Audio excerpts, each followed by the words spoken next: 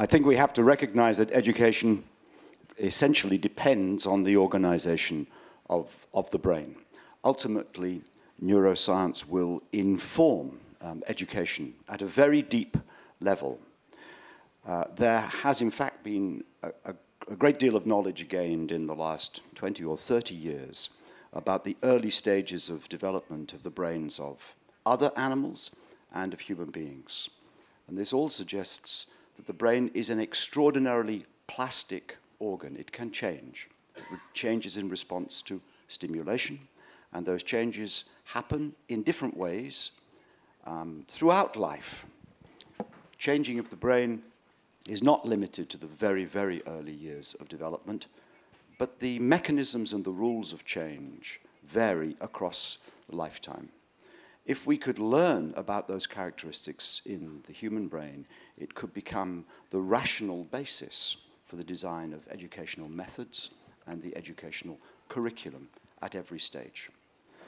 One crucial thing that we know is that the brain, relatively early in life, passes through a number of fairly distinct periods of sensitivity when it is specifically prepared to learn certain sorts of things. For instance, from animal studies, we know that the visual parts of the brain, which are at the back, can be changed very rapidly in their organization as a result of visual stimulation. It is certain that similar things happen in the human brain, and I think that we should pay attention to the possibility of the existence of other periods of sensitivity, especially for language, and I'm sure we will discuss language later, but possibly also for mathematics, for reasoning, for other forms of learning skills, which that knowledge could then become the basis for the design of the curriculum. I think that the best thing that a child learns when they are born is to love, to be immersed in language, to know about play, explore the world, and you don't need a PhD to do that. So, learning, I think, starts even long before birth, and I think it can be tested. Now we have enough evidence to show, but so it happens. Education, should we take the children to a specific center to learn? I have my doubts. We have a beautiful experience in Peru. We still need to intervene in somehow. For example, in the highlands of Peru, often parents don't talk to babies until they are 3 because they say they are opa. Opa means like dumb. They don't respond. They don't understand. So why you waste your time talking to someone that doesn't talk back? By changing this pattern, just showing, you don't need an expert to do it, just showing how the children react when the mother speaks, when the father speaks, when the siblings come around playing. Only helping the mother to see, look at the eyes of your child, look what she's doing. They learn new things. We have the case, so I like the case of Carla because we made the video because it was so special. Because the mother say, I wish I knew this when I had my 2 first boys. Because this Carla is so lively, and the others just missed the chance. So I want to say that even though science is saying that the brain is plastic and things, it's important the first 3 years, but not to send it to university, to facilitate learning. I agree there has been a rush to over-interpret those findings in terms of education, with a huge emphasis on very early exposure to formal teaching. Neuroscience provides no basis for that kind of action. Early transition to daycare can benefit both the language development at children and socialization. When children play in the daycare, they both develop cognitively and socially. This is why we see the play is at the center of early education curriculum. Now, that role of the teacher when she, make the learning intentional, she facilitates, she scaffolds and support, and not directly and not overly direct the children. Mais pour moi, j'aimerais parler que les éducations et l'approche holistique. C'est pourquoi l'approche holistique? L'approche holistique, c'est pour répondre aux besoins des enfants, parce que tous les enfants ont des même besoin, même n'importe qui reste dans la famille pauvre, même qu'il reste dans la famille riche ou dans quelques régions, les minorités et tout. Donc, nous voyons que l'approche holistique, ça répond. Ça veut dire que l'approche holistique, c'est on a utilisé que l'activité de stimuler les enfants à joindre le développement corporel, le développement intellectuel, le développement affectif et aussi social. Et c'est pourquoi, et c'est comment nous pouvons faire que nous devons travailler dans les aspects intégrés. C'est intégré.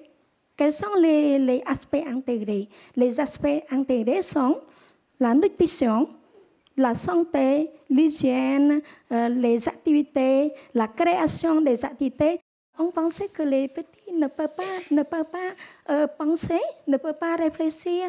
Et dans mon pays, le Cambodge, les parents pensent que les petits enfants, pas la peine de faire aider à stimuler ces activités. Mais c'est au contraire. Les enfants peuvent utiliser ça sur ces environnements. Et là, le premier, l'endroit que les enfants apprennent, c'est la famille. C'est dans sa famille que les enfants peuvent réagir. Ce sont ces parents qui aident les enfants à stimuler tous ces développements. Un autre point que ce n'est pas seulement dans la famille, c'est l'environnement, c'est toutes les personnes qui entourent des enfants, aident les enfants à stimuler. Et en plus, ce que j'aimerais ajouter en mot, c'est on peut dire que apprendre, c'est jouer, et jouer et apprendre. C'est comme ça. Et donc, tout le monde prend conscience de ça. C'est ça qu'on peut développer les enfants. Merci. The parents are the child's first educator, and they have the biggest influence on children. And this is why the relationship between home and school should be really strong, and they should work in partnership. This is important because the parents have in-depth knowledge about their children. They know their weaknesses, they know their strengths, and it's important for them to discuss this with the teachers at school. So when they engage in an honest dialogue, they will be able to celebrate the achievements of the children and help them meet their challenges. Also, it's important for the parents to work with the school in order for them to build on what the children learned on schools. So continuity of experiences, of early experiences that children have is really important. You know, what they learned at home, what they learned in school, and in between. It's to have a very effective early education program. And the key feature of effective partnership is the communication, two-way communication between the family and the schools. So we understand that early childhood education has to be tied with adult education. But not only that, had to be more holistic, as some people were saying. This program, for example, in Cuba, the Educa tu Hijo, now there are some other examples and being evaluated, but the interesting thing in that program is that Cuba is a very poor country, and they managed to have universal coverage of early childhood education from birth to the time they go to school. How they do it? I went there, I saw the teachers, but they don't work alone. They have also the health agent there, the community working there. So if you have at least one parent at home, that child stays home. And they meet in public places at home, and the teachers go and visit. So even in some cases when the parents don't understand, just by having the chance of going there, visiting, you can create this new motivation. Studies showed that parents who are more involved in the education of their children, the children have better academic gains, and they have less developmental problem as they move throughout the system. One final thought is that investment in early education is an investment for the future. In the Ministry of Education schools, we find there's a big challenge with the teachers themselves under pressure and under trauma, and they cannot deal with the children. So this is another component we have to take care and consider while we're working with the children at the school or at the family environments. Thank you.